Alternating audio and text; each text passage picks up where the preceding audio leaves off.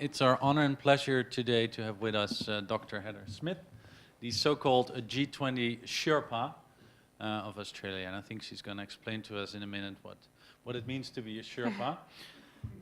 It means traveling a lot. It does. Understood. Yeah. Dr. Smith just arrived last night here in Singapore and is about to leave for Saudi Arabia this night and then on to Turkey later, right? So Dr. Smith has a distinguished career both in public service and in academia. And she's now the special representative, the Prime Minister of Australia for G20 matters. Again, the so-called G20 Sherpa. I'm Zeger van der Wal, by the way. I'm a faculty member here at the Lee Kuan Yew School of Public Policy. Without further ado, I'm going to give the floor to Dr. Smith. And I'm going to sit in the audience so I can have a good look at what you're saying. Why don't we welcome her with a big round of applause. Thank you.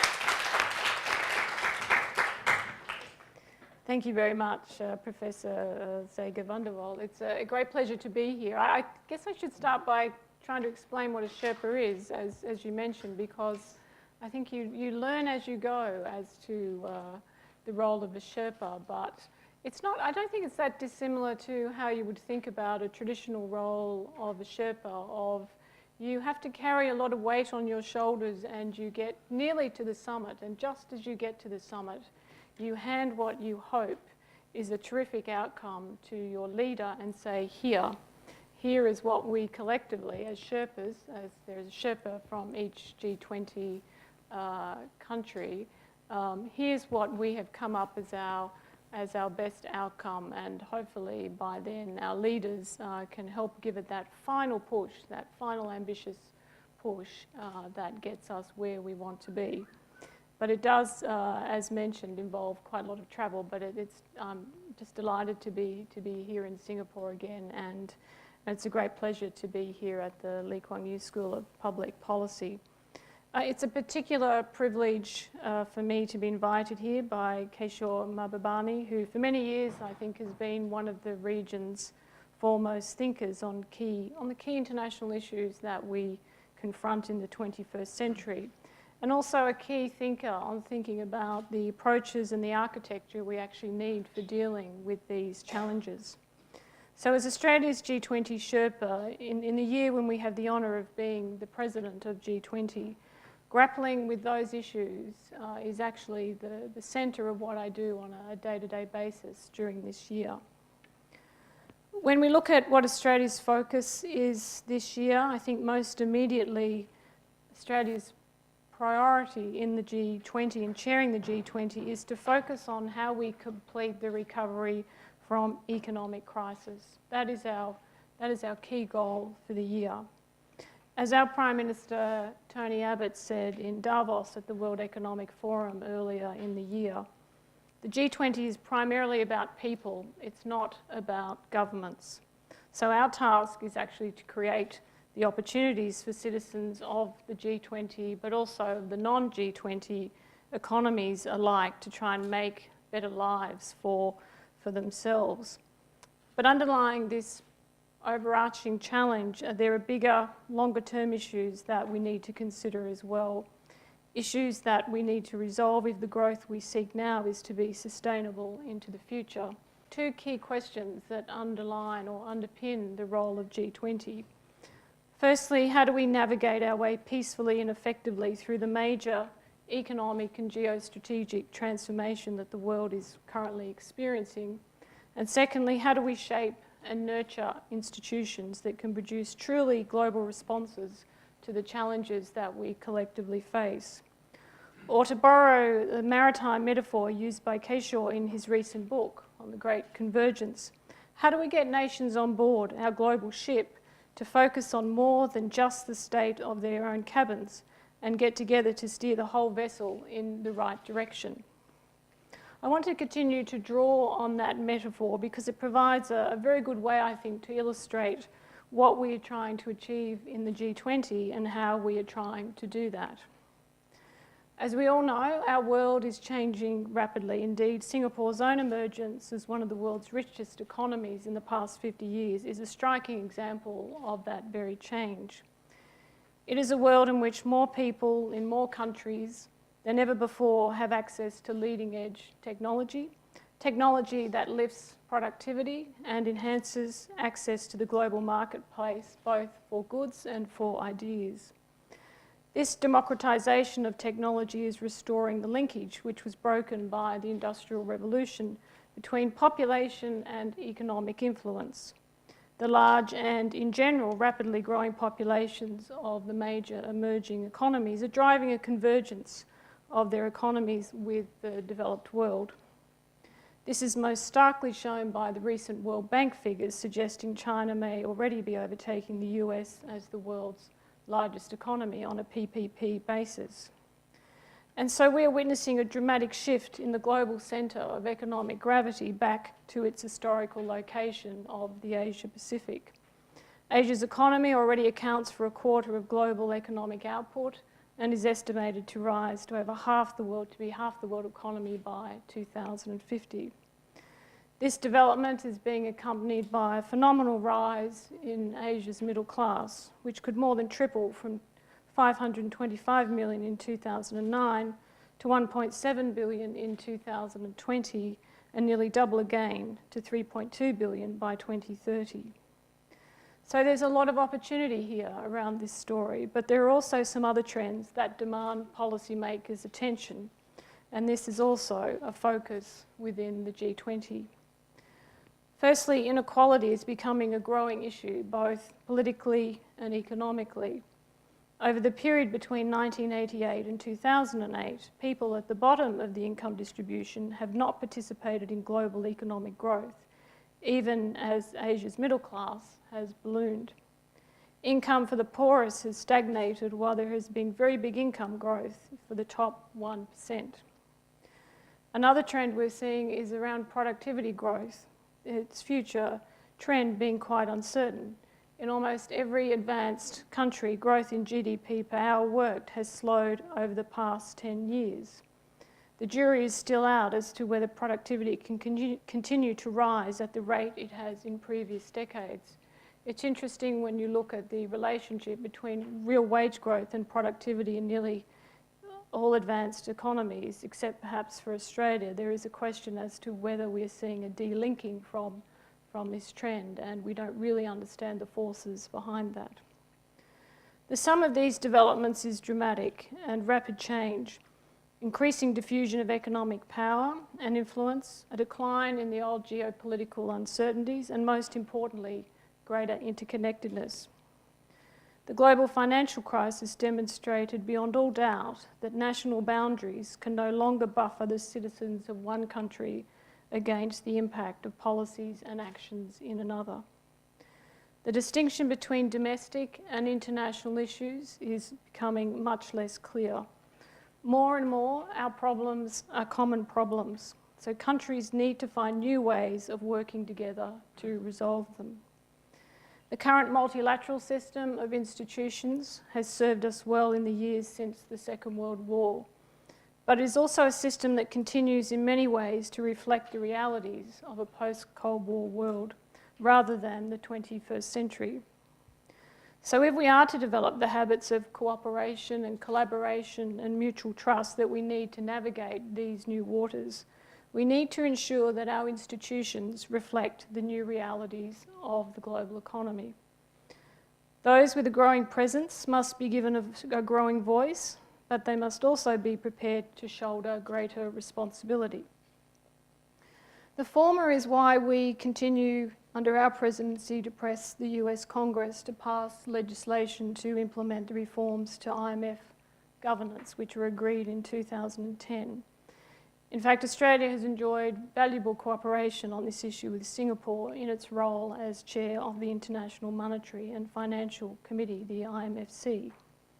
For Australia and for Singapore, bringing international institutions in line with the changing global reality is particularly important because it means a greater voice for our own region. But the latter point, that of shouldering responsibility, is equally important for the emerging market economies. The experience of the global financial crisis demonstrates clearly what can be done when countries do actually cooperate, and when collective leadership is shown. Faced with a common threat, G20 leaders met for the first time in Washington in 2008 and took decisive action. In their initial summits in Washington, London, and Pittsburgh, they took decisions to shore up international financial institutions to the tune of $500 billion US. They undertook concerted fiscal stimulus. Central banks lowered interest rates and injected liquidity into the global system to address a dangerous credit crunch. The G20's actions were widely considered to have prevented a repeat of the Great Depression of 1929. Importantly, in times when political measures militated in favour of protectionism, they chose openness, announcing a standstill on the introduction of new protectionist measures. And they initiated a series of reforms that have materially strengthened the international financial system. Strikingly, the G20's response to the crisis saw the major emerging economies shouldering a significant part of the burden of repairing problems that had originated within the developed world. This established that the membership of the G20, bringing together the leaders of the major industrialised economies, the key emerging economies, and a number of small but significant economies, including Australia, could function effectively as a forum for dealing with global economic issues in a way that no other existing forum could match. So the early impact of the G20 summits was literally world-changing. This is a big legacy to live up to. A large part of the challenge we see for Australia in managing the work of the G20 this year lies in dealing with the expectations created by that early success. Put simply, if you've saved the world at your first attempt, people expect you to do it again and to do it again. And if you don't, they think that you're not trying hard enough. But I think any thinking person will tell you that they would prefer to be living in a world that does not need to be saved every year. That is where the G20 is at now, working hard on building cooperative action between nations that reduces the risk of crises that require drastic action. It's less dramatic than dealing with crises, and ironically, in many ways, it's actually harder. The threat of crisis concentrates the mind. Cooperation happens because people have no alternative but to trust each other. But as the immediate threat recedes, people feel less of an imperative to work together. Domestic political hurdles loom larger. Political will to make difficult international reforms that require compromise on the part of individual countries dissipates. The focus inevitably returns to longer-term issues, which by definition are complex and intractable. So the big question becomes, in a forum like G20, how do you maintain momentum? Or to return to Kishor's metaphor, when the icebergs have receded from view, how do we get the countries of the G20 to spend enough time out of their own individual cabins to focus on steering the global economic ship? Australians like to think of ourselves as being practical people. We prefer specific, concrete actions to theorising, and we look to build for the future by dealing with the present. The challenges that confront the global economy are less pressing than urgent than those that we faced at the height of the crisis, but they are no less important. If we are serious about creating opportunities for our citizens to build better lives, they are challenges that must be confronted and dealt with through international efforts. There is no room for complacency. We are at last starting to see the glimmerings of renewed growth in the advanced economies. Figures in the US have been improving on a consistent basis. Even Europe is now showing signs of growth, although this is still fragile and uneven. But even as these positive signs start to emerge in one part of the world, there is greater uncertainty in others. The emerging economies, which have shouldered the burden of driving global growth since the crisis, are slowing. The unwinding of unconventional monetary policy as growth returns to the major advanced economies risks contributing to the significant volatility in capital flows in the emerging world. Most importantly, global growth has not returned to its pre-crisis level. The IMF estimates that G20 output per capita is still 8% lower than it might have been if growth trends before the crisis had been maintained. And this output gap will not close until 2021. The ILO estimates that in 2013 there were 62 million fewer people in jobs around the world than would have been the case based on pre-crisis trends. Growth in global trade appears at last to be recovering, but the growth rate of 4.7% predicted by the WTO for 2014 remains well below the pre-crisis average of 6% per annum between 1980 and 2007. And trade restrictive measures are up, covering 4% of world trade and raising the costs of doing business. So even though we've seen growth start to return, we've seen protectionist measures continue to rise. The majority of those protectionist measures have been within the G20 economies. All of this speaks of an economic environment where confidence that growth will be restored to past levels is still in short supply. Across the developed world in particular, investment levels are too low. Governments around the globe are facing severe fiscal constraints, but the OECD predicts that the world will need to find $70 trillion between now and 2030 to fund its infrastructure needs. Businesses are still holding on to their cash or returning it to shareholders rather than demonstrating the appetite for risk needed to bridge this gap.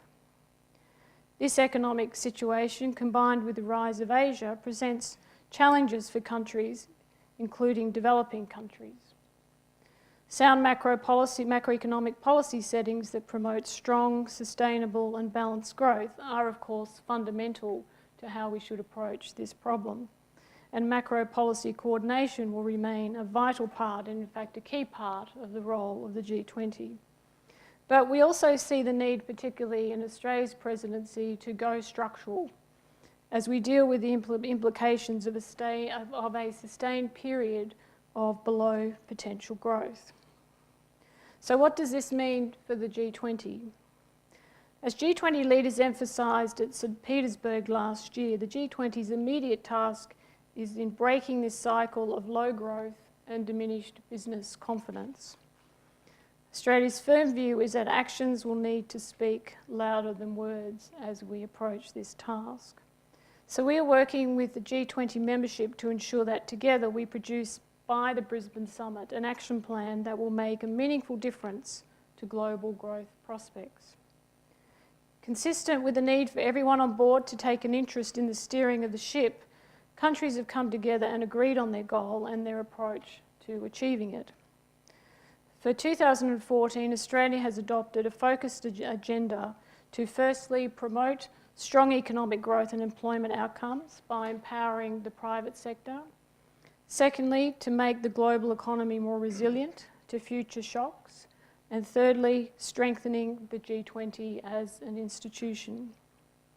In Sydney in February this year, the finance ministers and central bank governors of all G20 countries committed to taking new measures both individually within their own economies and collectively that will lift GDP across the G20 by more than 2 percentage points above the current trajectory over the next 5 years. This is the first time that G20 has introduced a target and a quite ambitious growth target. This approach recognises that for the global economic ship to sail at its best, those on board need to keep their cabins in good order, as well as focus on the overall direction.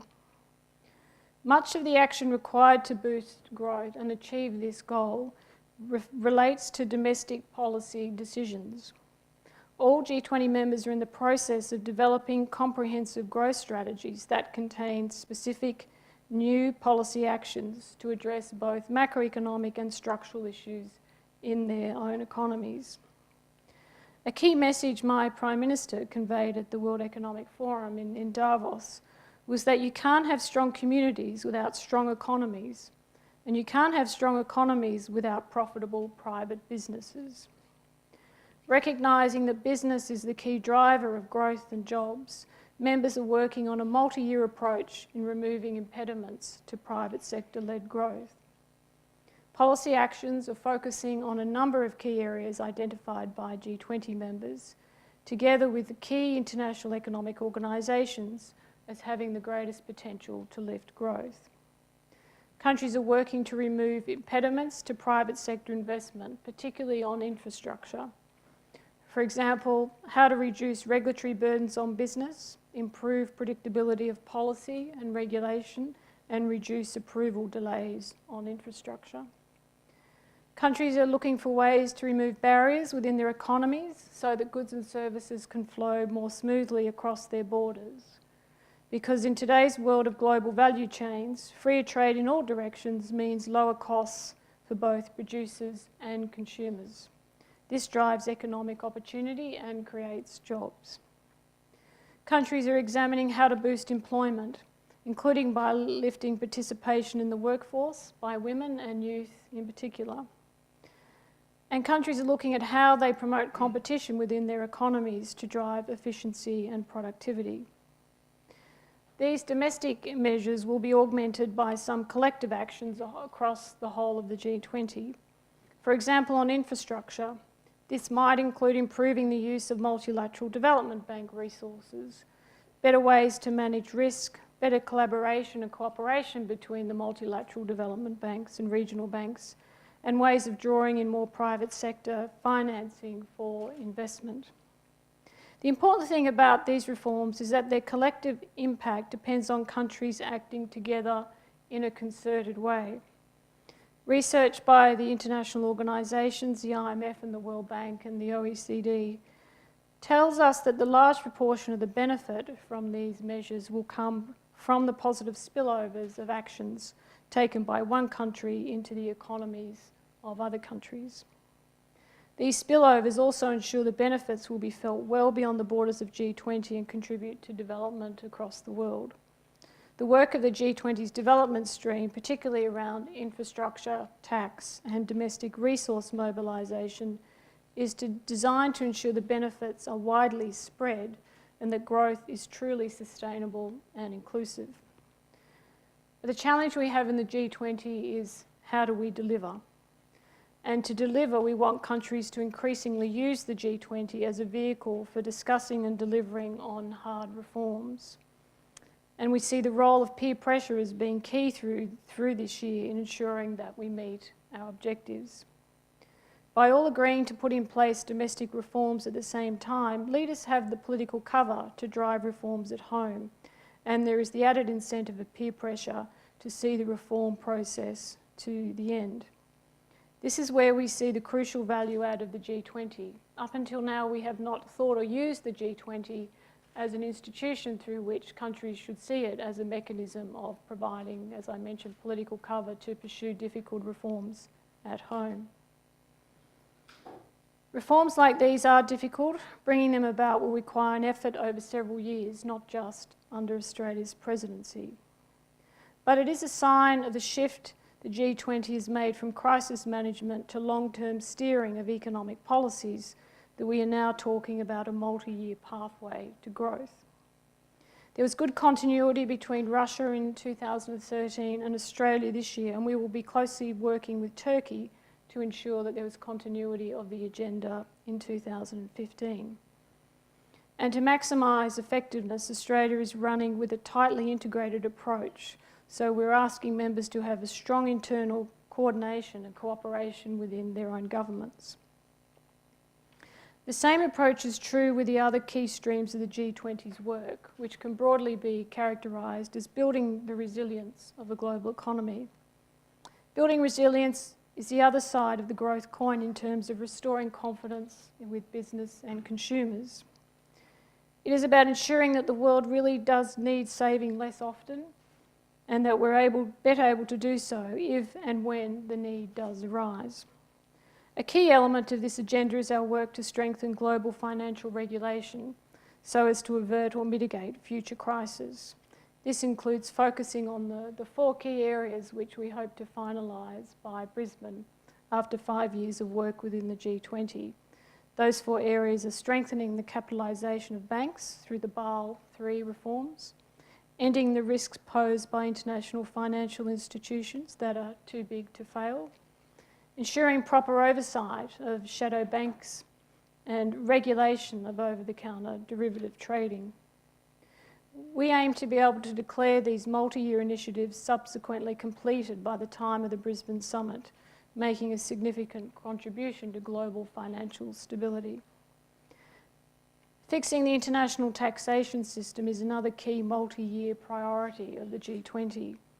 At a time when governments the world over are struggling to finance the public goods demanded by our citizens, we need to ensure their job is not made harder by people or companies avoiding or evading tax. This work, being led by the OECD and under the guidance of G20 finance ministers, focuses on increasing transparency and combating tax base erosion and profit shifting, and this is crucial in ensuring that tax is paid and paid where it should be, in the place where the activity generates, where the profit occurs. Another key aspect of resilience is ensuring our global institutions are able to deal effectively with the challenges of the 21st century. The G20's efforts to reform IMF governance and to improve the representativeness of the Financial Stability Board are vital parts of this. If we want nations to participate actively in these institutions and accept their role in steering the global economy, we need to make sure that they have a voice that is commensurate with their economic weight as it is now, not in years gone by. There are also important specific areas where economic architecture has not kept up with economic developments. Energy is a clear example. We are seeing rapid and far-reaching changes to global energy markets and the global energy mix. The emergence of US shale gas and the possibility that the US will become a major energy exporter has potentially far-reaching consequences for global markets. Yet our current architecture is heavily focused on oil, and decision-making excludes some of the largest emerging consumers. Australia is committed to starting a conversation about these issues, as well as continuing the G20's important work on energy efficiency and fossil fuel subsidies, issues that are important in terms of both our economic growth agenda and global efforts to combat climate change. It is also important to recognise that the international trading system now comprises more than the World Trade Organization. Globally, there are over 300 free trade agreements. We are witnessing the development of large, mega regional agreements. Many countries are participating in plurilateral or sectoral negotiations, dealing with environmental goods, services, information technology and government procurement. The trade opening these agreements brings is welcome, but the complexity of so many overlapping agreements can cause problems for the very businesses they are trying to help. In the G20, we want to ensure bilateral, regional and plurilateral trade agreements act as pathways to multilateralism and complement one another so that they are mostly growth enhancing. G20 trade ministers will meet in July to discuss these issues. Like APEC, the G20 is a strong supporter of the WTO and will emphasise the importance of implementing the Bali agreements, particularly on trade facilitation. But if we are to have a strong global trading system and maximise the opportunities for growth and jobs, we need to look both to the WTO and beyond it. So where does Singapore fit into this challenging story?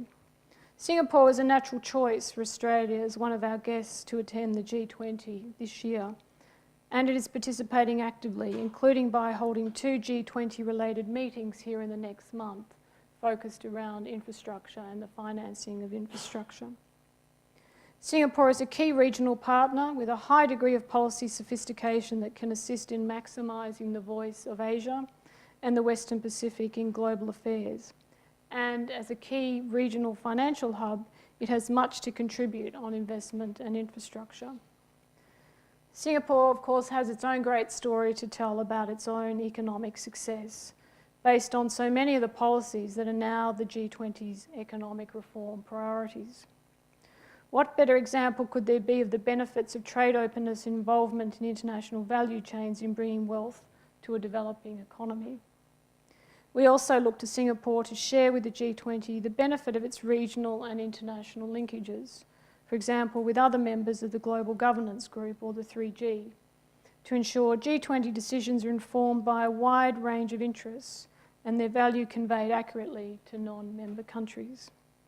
In short, we want Singapore to play an active role in sharing the secrets of its own success, because economic growth is a positive-sum game, and we want it to show leadership in continuing with reform for its own and the common good. So what does success look like in the G20 under Australia's presidency? How will we know when we have successfully brought the ship to port? I would like to focus on this around two levels. And at the most basic level, I think success will be measured by the quality and the ambition of the decisions taken by leaders at this year's Brisbane Summit to reboot global growth and build resilience against crises. Will the leaders of the G20 working together be able to produce an action plan that we can credibly claim meets or even goes beyond the target of adding 2 percentage points to our collective GDP over the next 5 years? It will also be measured by our collective effectiveness in communicating the importance of those decisions to the wider world. We do not want the G20 to be seen as a policy black box. We're committed to developing a short, tight and accessible communique from leaders, ideally no more than 3 pages in length, written in language that the general population can readily grasp and see how it would make a difference to their lives. But we also want to be active in communicating clearly the agenda and summit outcomes to ensure that they are not just heard by the policy communities, but also the general public. We hope too that the decisions taken by G20 leaders will resonate widely outside government. And that is why we are working hard to establish inclusive consultation processes with business through the B20, civil society through the C20, organised labour through the L20, thought leaders through the T20, and through young people through the Y20. We hope that by involving these groups in the development of proposals, our leaders' decisions will gain strong political support in each country, making them easier to implement. At the higher level, we want Australia's year as G20 president to be seen as having made a real difference to the cause of international cooperation in addressing major global issues. We want to hand Turkey next year an institution whose mandate has been strengthened through effective leadership and practical action that makes a difference to people's lives. New institutions are not built in a day, nor even a year. We must remember that the G20 is still a relatively young institution. By the time we get to Brisbane, the G20 will be only 6 years old. Building the habits of trust and cooperation required to deal with the big issues and challenges takes a long time. It involves an accumulation of small successes fashioned in partnership with others, of frank, open conversation between leaders expressing their own views, not just the scripts provided by officials. So if we are to bring this ship to port, it will be through the efforts of all on board, not just Australia as captain for the year. Ultimately, success will be measured by how much all G20 members have contributed. Thank you very much.